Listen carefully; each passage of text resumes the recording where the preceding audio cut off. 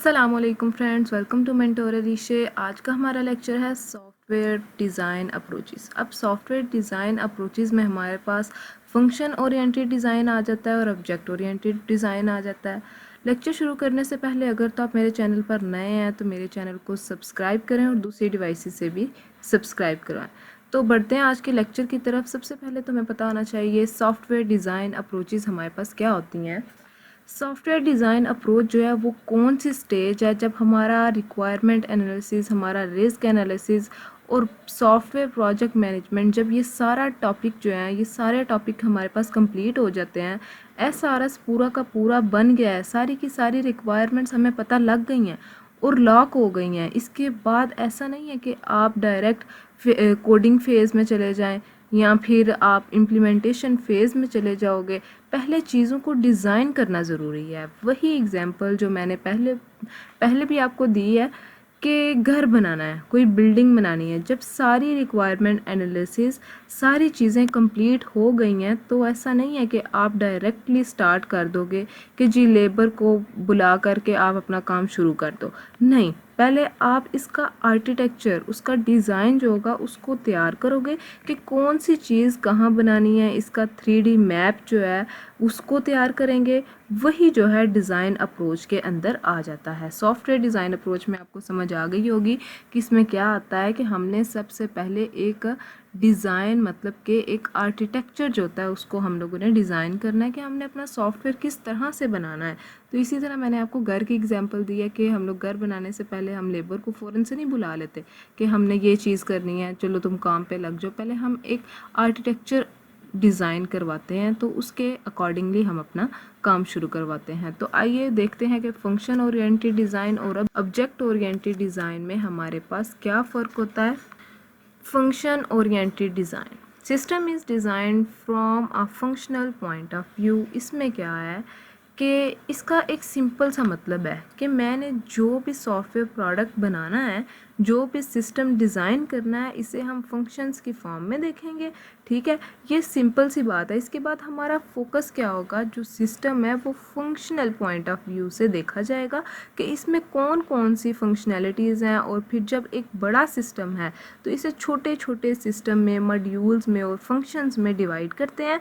इसलिए इसे हम लोग यहाँ पे इसको हम लोग डिवाइड एंड कंकर अप्रोच भी कहते हैं। सबसे पहले क्या हम लोग करते हैं, इसके फंक्शंस बना लेते हैं, फिर हम लोग इसको क्या कहते हैं, डिवाइड एंड कंकर अप्रोच है ये हमारे पास। तो फंक्शनल ओरिएंटेड अप्रोच बहुत से टाइम से यूज़ हो रही है। ठीक है, आप ओल्डर अप्रोच भी इसको कह सकते हैं क्योंकि ये हमारे पास पहले जो डिज़ाइन अप्रोच हमारे पास यूज़ हो रही थी वो हमारे पास फंक्शन ओरिएंटेड अप्रोच थी। ठीक है, अब ये ओल्ड हो चुकी है। अब जो न्यू अप्रोच है वो हमारे पास ऑब्जेक्ट ओरिएंटेड अप्रोच होती है। ये हमारे पास टॉप डाउन डीकम्पोजिशन होती है। ठीक है, डिवाइड एंड कंकर अप्रोच जो कि मैं आपको बता चुकी हूँ कि ये डिवाइड एंड कंकर होता है।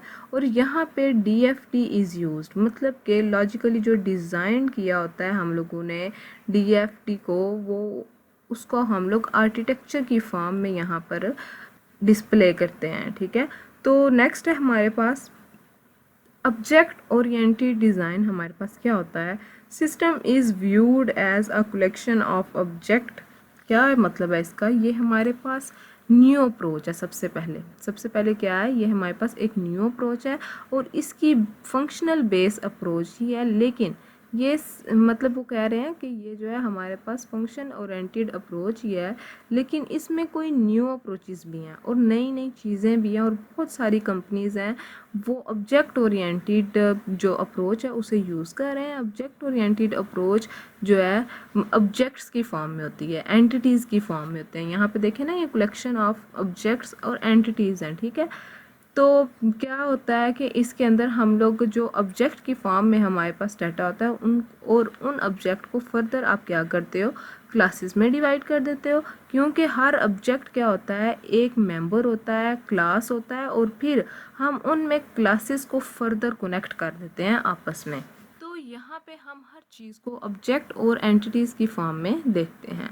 ऑब्जेक्ट ओरिएंटेड हमारे पास क्या होता है, बॉटम अप अप्रोच होती है, ठीक है। यहाँ पे जो काम हो रहा है वो बॉटम अप अप्रोच को के अकॉर्डिंगली हो रहा है। उसके बाद ये हमारे पास UML अप्रोच है, मतलब कि यूनिफाइड मॉडलिंग लैंग्वेज, ठीक है। इसका कॉन्सेप्ट जो है वो ग्राफिकल कॉन्सेप्ट है। DFT भी हमारे पास ग्राफिकल कॉन्सेप्ट है, लेकिन ये ओल्ड हो गया। UML एक न्यू कॉन्सेप्ट है, तो UML जो है वो हम ऑब्जेक्ट ओरिएंटेड में यूज़ करते हैं, ठीक है। तो ये था आज का हमारा लेक्चर। उम्मीद करती हूँ आपको समझ आ गई होगी। अगर आपको किसी भी पॉइंट की समझ नहीं आई है तो आप मुझे कमेंट बॉक्स में पूछ सकते हैं। तो मिलते हैं नेक्स्ट वीडियो में।